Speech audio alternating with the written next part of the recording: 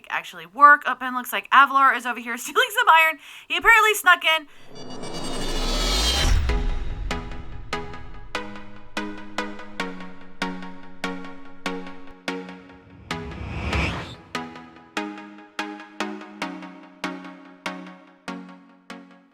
Hello, my beautiful bugs, and welcome back to another episode of the Obsidian Order. So, super excited, episode 2! We got episode 1 out, and we were able to get a little bit of the lore and stuff like that out, and yeah, super excited to actually be able to get onto episode 2, because we don't have to worry about spoilers as much. So I get to go and show you guys that sword and the capital in full, which I'm really happy about. And then we've got 2 projects for today. We are going to be working on an iron farm at the world spawn, and then we are also going to be working on a fish farm for everybody. So let's go ahead and get over to the capital. Alright, so here we are over at spawn, and as you can see, here is the sword here at spawn. So this is the only nether portal outside of the farms that require them that's allowed to be in the world. So everybody ends up having to come back here to the Capitol building to go into the nether, and we're actually we're going to set up a train station and all of that in the nether, so we'll have fast travel points and stuff like that, so any farms and whatnot. Now, in terms of like actual nether materials and stuff, we are actually going to be selling them here at the Capitol using our voucher system and all of that. And so yeah, so we got this right here. So these are the ley lines that were created when the sword was thrust into the ground, and we'll be expanding these out into the, out from here to create rows and all of that. And the plan is to actually turn this into like an actual full-blown city. So really excited about that. So probably start working on those kind of builds once everybody kind of gets settled in at their own places and kind of get, their things going. So I think the only build that we have for sure out here is going to be the community museum, which we're going to have like the egg in, and then we might still Fizz's villager. I'm not going to say what exactly it is right now, because I don't know if he would have already had it out on a video or anything like that, so I'm not going to say what it is, but we may be stealing a villager from Fizz so that we can put it in the museum, because it's a very special villager. We'll say that. But yeah, so the sword, part of the lore and all of that, and then yeah, our Capitol building. And then all of these are teleportation points to different bases and different farms and all of that. And so everybody is able to get one, and then so that's how we're kind of getting out and around the world and all of that. So yeah, so then from here we are going to go ahead and head to the iron farm so we can go ahead and get that built. And here we are back at the world spawn area and back into the mushroom biome. So we were delivered 3 villagers. So we got 1, 2, 3, and then there is a zombie sitting in there. Avalar was able to get everything over here for us. So all I have to do is get the iron farm up and running, and we will have everything set up. So I'm definitely super excited about that. Now, the one that I'm going to be using is one that was designed by Avomance, and this one is supposed to be 1.20.2 proof. Now, we are in 1.20.1, however, I wanted to make sure that we had one that would work with the changes that were made in 1.20.2. Not 100% sure what the changes were, but it ended up messing up some of the iron farms and stuff like that. So I wanted to make sure that we had one that is at least somewhat future-proof. We're going to be using it for a while, and then once we get a little bit further into the season, we will actually be doing an industrial-size iron farm. So that's going to be interesting. I haven't done one of those since, oh my gosh, I think it was like 1.15 when I was on, when we were playing on the Wells Night server. So that was the last industrial one, I think, that I had access to.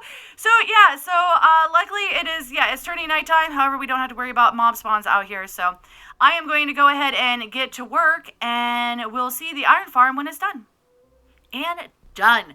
So definitely super happy to have this project done. I wasn't sure how exactly this was gonna, like actually work. Up, and looks like Avalar is over here stealing some iron. He apparently snuck in. But yeah, as you can see, we've got all of this. We've definitely been getting, a good amount of iron. This runs all the time, even with nobody over here in the chunks. So it definitely helps out a lot. Now I can go ahead and kind of show you guys the link to the actual farm. Yes, yeah, the endless supply of poppies. But the link to the farm will be down in the description. Let's see if I can actually get up here. Maybe. There we go. Okay, so we got, yeah, Zombie Ed. He's in a boat. And then we've got our 3 villagers who, of course, you know, signal to the actual iron golems to spawn and all of that. And then they end up falling down into here. And, yeah, so we get the little pit here for them to fall in. And they end up coming down here. And then in here is where we have the actual storage area. So I ended up making this little area here so that we can put all the poppies in and turn it into bone meal. And then we've got, yeah, the storage in here. And then back behind this wall here is a trash can. So if we end up with an overflow, I mean, granted, we've got 15 chests here. So if we get that much iron, that means nobody's coming over here and actually grabbing iron. And then I put an ender chest in here so that if anybody actually has access to that, then they can end up accessing, you know, basically throwing a bunch of iron into their ender chest. So now our next project is going to be a fish farm, and I already got an area for it, and I'll show you guys the little statue I did. In fact, here, I need to bring up on my... I actually had this written down so I could remember to tell you guys about it. So, because it was a fish farm, I'm like, you know what would be perfect is for me to actually build a fish for the statue. And so I ended up doing a search, and then Talbot NZ ended up popping up on Reddit. It had a cute little fish that I modified to create this bigger one. So theirs was just basically three blocks, and then, yeah, and then the tail. And so I ended up modifying a little bit more, and then I added the top fin so that it was a little bit more substantial. And so this is definitely, a lot bigger and more visible, especially when you're trying to, run around and all of that. So if we come here, oh wow, okay. I'm thinking that my connection might be not as great. That was a really slow load time. Holy cow. But yeah, so this is where I decided to go ahead and put in the actual fish farm. So I modified a previous build that I had done on another server, and it was one of those that it didn't really get used or anything like that. I'm like, you know what? I think I want to bring this build back, modify it so that it could actually fit a fish farm and all of that. So that is what I am planning on doing here. So we're going to get that built up and then actually get the fish farm going. Oh, we got a lonely bee. And yeah, so and then here's our return one, so I can just come over here and, end up heading over to the capital.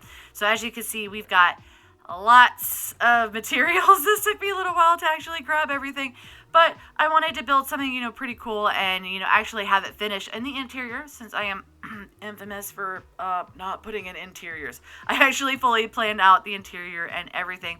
Now, one of the reasons why I chose this location is, as you can see, we've got the dark oak over there. So this will actually allow people to have a easier teleport to the dark oak. And then, yeah, it looks, yeah, they had larger, areas for the bodies of water. And I was like, you know what, I can end up doing, from here, I can do a little wharf or something, maybe put in a little boat, and then, yeah, we can expand out this area, because that's one of the other things too, is that these little areas can end up getting expanded out into, whole, an actual, full-blown little farmstead or city and all that. And then another reason, we have, yeah, the azalea tree, which means there's the cave underneath that can be explored as well. So this is, strategic placement of buildings and TP points. So yeah, so let's get to work.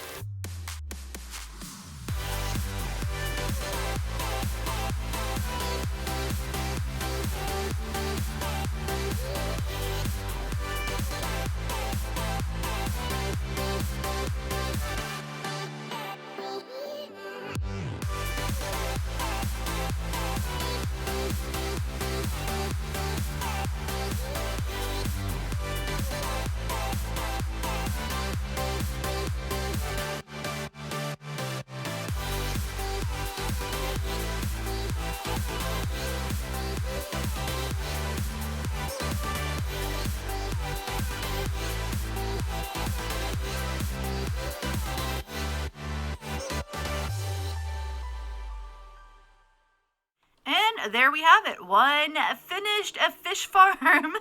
So one of the things I wanted to point out is, yeah, it was really interesting having, because I completely forgot that with the fish farms, you have to have sky access.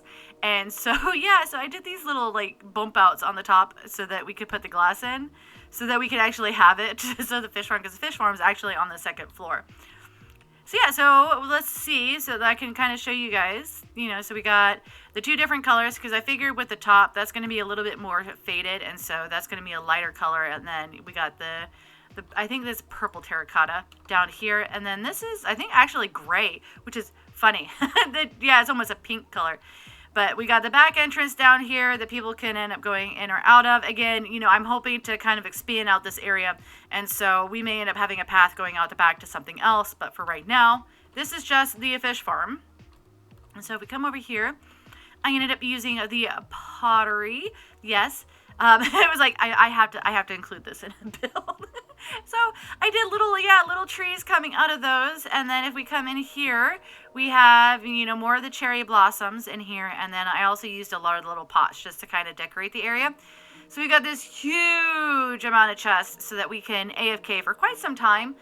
Because you don't get the treasure and stuff anymore. And so it's mostly, like the fish and the lily pads and leather and, and then nautilus shells and all of that stuff. So, and then down below here, I have another trash can. So in case this all fills up, if we get really crazy with our AFK fishing and stuff like that, we don't have to worry about it actually overflowing.